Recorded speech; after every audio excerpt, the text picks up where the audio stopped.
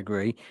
Let's finish off then on firstly England's number one. Now we know Gareth Southgate likes Jordan Pickford.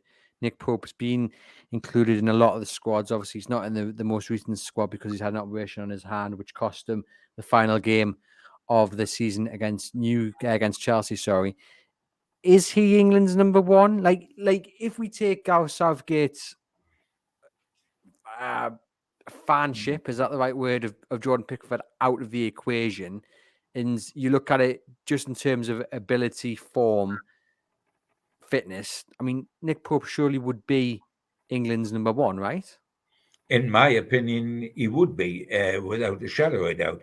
You can say Pickford's number one because he gets plenty of opportunity to show how good he is playing behind Everton. He must have to make twice the saves of anybody else in a season playing there. For me, Nick Pope is a better goalkeeper than Pickford. He's ahead of Ramsdale as well, who's more than a decent goalkeeper at Everton.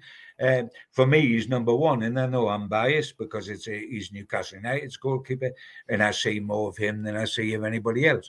But I would make him number one. The, the the trouble you've got with Gareth Southgate is he's very, very loyal, and until you drop a succession of clangers, he tends to stay with you. He stays with Pickford. He stayed with Harry Maguire at the centre of the defence, which has been very iffy in my book. Until the last international squads were picked, he stayed with Raheem Sterling. For all his form at Chelsea has been nothing like his form at Man City. By the way, another guy I'm saying Man City replaced. They do because you can get better players. But for me, Nick Pope would be my number one goalkeeper for England.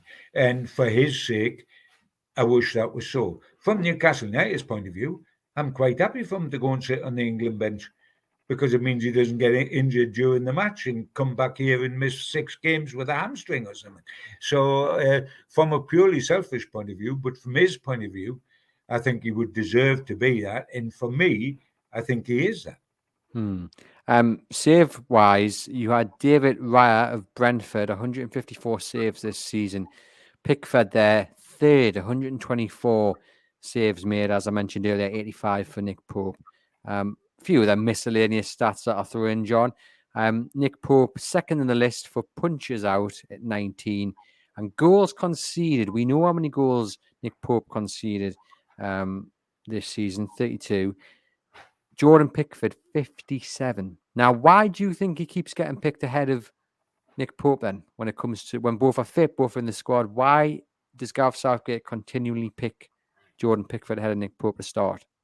Well, first and foremost, because as I've already said, he's loyal, and until he starts throwing them in for England, he will not put him out. The same as Maguire can't get in the Manchester United side, but he can get in the England side. How's that happen? How does that happen? You can't get in your club side, but you can get in your international side. Um, and Pickford may have let in 50 odd goals, but as you say, how many saves he makes, because he's overworked. So that he can look good.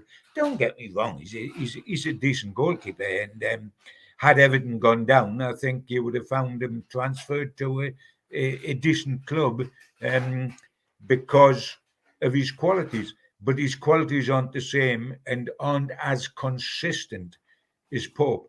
But you're right. You can say, how does he let in all those goals and still be England's number one?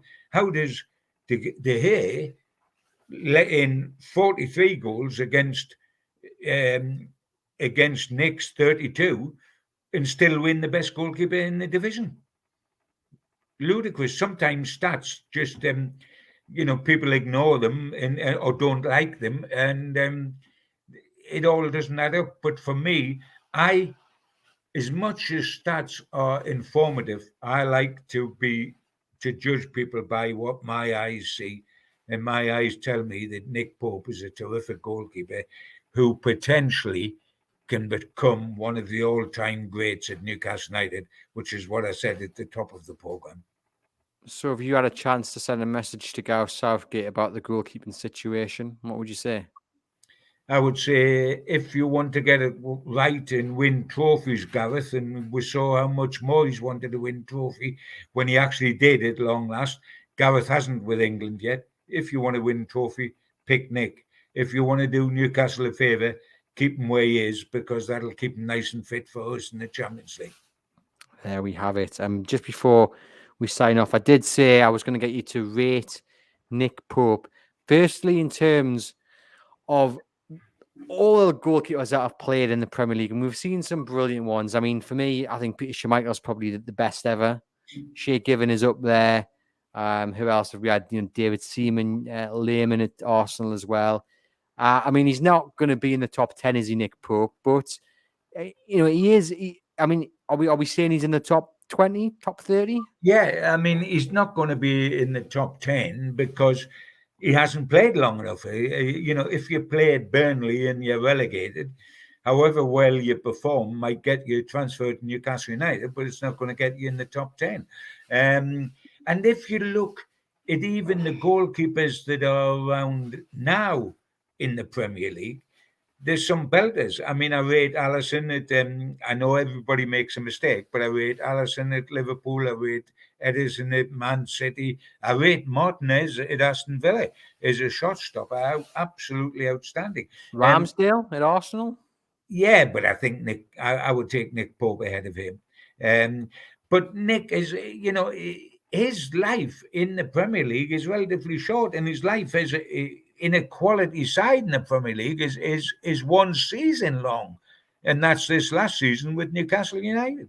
Um, but time is on his side, and I think he'll go on and prove to be one of the top goalkeepers we've seen in the Premier League. But I'm so inward looking. I care much more about Newcastle United and where he'll finish up in the Newcastle United uh, uh, pantheon of great keepers. And if he ends up as third to Shea Given and Jimmy Lawrence, my Jove, he'll have done well. He will certainly be in the top six because you got Fairbrother and Simpson, McFall and Krul are my six as it was before this guy arrived. And he's going to smash his way into that if he hasn't already. And I can see him finishing, as I say, third behind two of the great, great, great legends of Newcastle United history.